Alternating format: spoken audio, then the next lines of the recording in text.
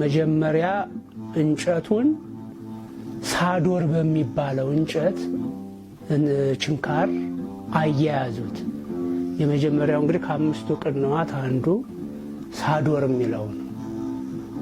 አንደኛ ማለት ነው ብሏል አባ ጊዮርጊስ ዘጋስጫ መጽሐፈ ምስጢር በምንለው መጽሐፉ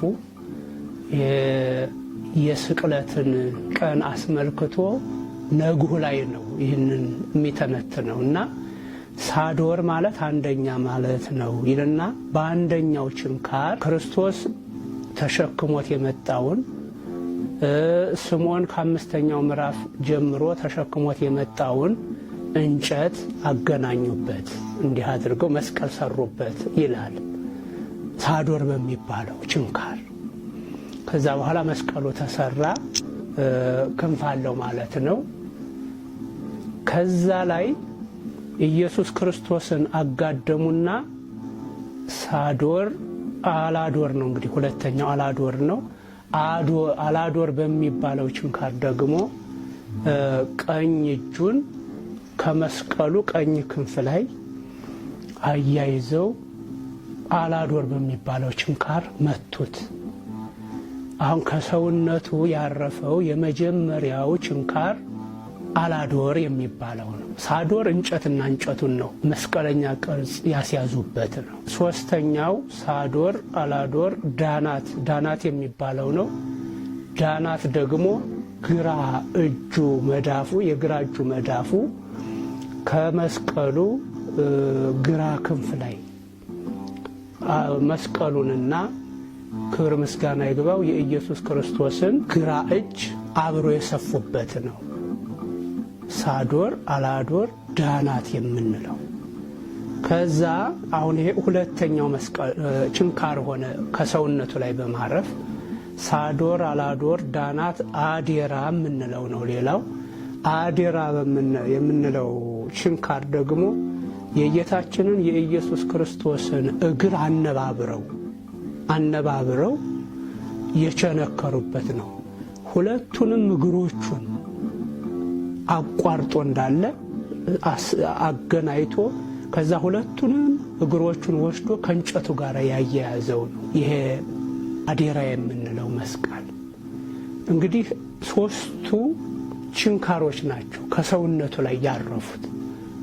በቀጥታ እኒህ ናቸው። የተወጋውም እጅና እጁን ግራ እጁን ቀኝ እጁን እንደገና ደግሞ ሁለቱን እግሮቹን አነባብሮ ነው። ከዚህ ውጭ ሌላ ቦታ ላይ በችንካር አልተመታም። የመጨረሻው ሮዳስ የሚባለው ቅንዋት ነው።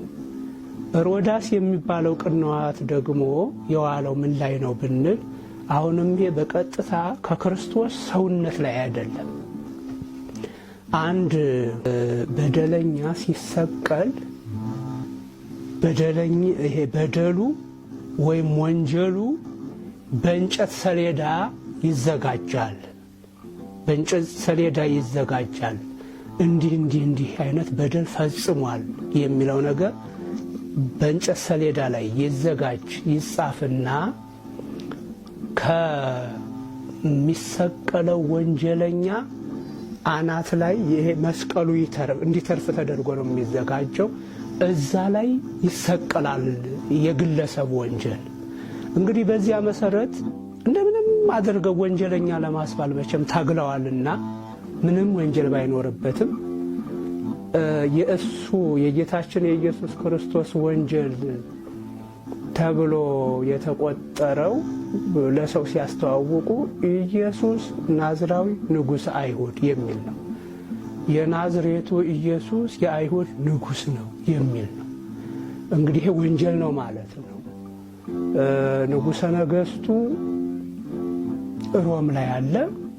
እንደገና የዛ ተወካይ ደግሞ ጲላጦስ ይሁዳ አውራጃ ላይ አለ። ስለዚህ በዚያ መካከል ኢየሱስ ክርስቶስን ንጉሥ ማለት ወንጀል ነው ማለት ነው። ይሄንን በእንጨት ሰሌዳ ላይ ጻፉት። ኢየሱስ ናዝራዊ ንጉሠ አይሁድ የሚለው በእንጨት ሰሌዳ ላይ ከጻፉ በኋላ መስቀሉን አቆሙት። ኢየሱስ ክርስቶስ ተጋድሞ የተመታበትን ማለት ነው። መስቀሉን ሲያቆሙት ላይ ከጌታችን ከኢየሱስ ክርስቶስ ጭንቅላት በላይ የተረፈ እንጨት አለ፣ የመስቀሉ ጫፍ። እዛ ላይ ኢየሱስ ናዝራዊ ንጉሠ አይሁድ የሚለውን ጽሑፍ በዕብራይስጥ፣ በሮማይስጥ፣ በጽር ቋንቋ ነው የተጻፈው። ያንን ሮዳስ በሚባለው ምስማር ከእንጨቱ ጋር አያያዙት። ከጌታችን ከኢየሱስ ክርስቶስ አናት ጫፍ ላይ ያለው መስቀል ላይ የመስቀሉ ጫፍ ላይ አያያዙት። እንግዲህ አባ ጊዮርጊስ ዘጋስጫ እንዲህ አድርጎ ነው የተነተነው። እንግዲህ እኔ እስካየሁት ድረስ አብዛኛው ስዕልም የሚያሳየው ይህንን ተንተርሶ ነው። እጅና እጁ በችንካር ተወግቶ ሁለት እግሮቹ ተነባብረው በምስማር ተሰፍተው እንደገና ከግንዱ ጋር መያያዛቸውን ነው ያየኋቸው ስዕላት የሚያሳዩትም መደረግም ያለበት ይሄ ስለሆነ። ከዚያ ውጭ አልተወጋም። ጭንቅላቱ ላይ ብቻ የሾህ አክሊል ተዘጋጅቶ ጭንቅላቱ ላይ ተሰፍቷል። ያ የሾህ አክሊል የጭንቅላቱን ቆዳ እየበሳ አድምቶታል። ከዛ በኋላ የጌታችን የኢየሱስ ክርስቶስ ቅድስት ሥጋው ከቅድስት ነፍሱ ወይም ቅድስት ነፍሱ ከቅድስት ሥጋው ከተለየሽ በኋላ በጦር ተወግቶ ጎኑ ላይ ደምና ውሃ ፈሷል። ነፍሱ ከወጣች በኋላ ነው ይሄ የሆነው። ቅንዋት የምንላቸው ግን ከሰውነቱ ላይ ያረፉት ሶስቱ ናቸው።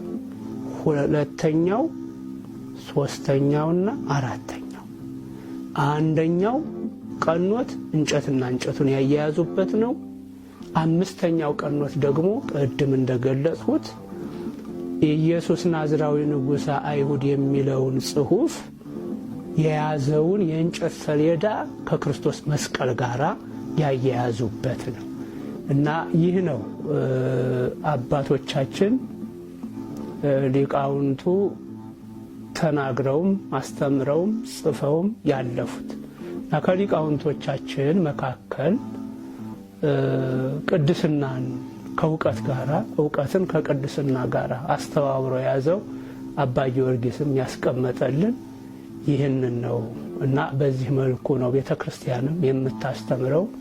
ልጆቿም ይህንን አስተምህሮ ይዘን ልንቀጥል ይገባል እላለሁኝ። ወስብሐት ለእግዚአብሔር።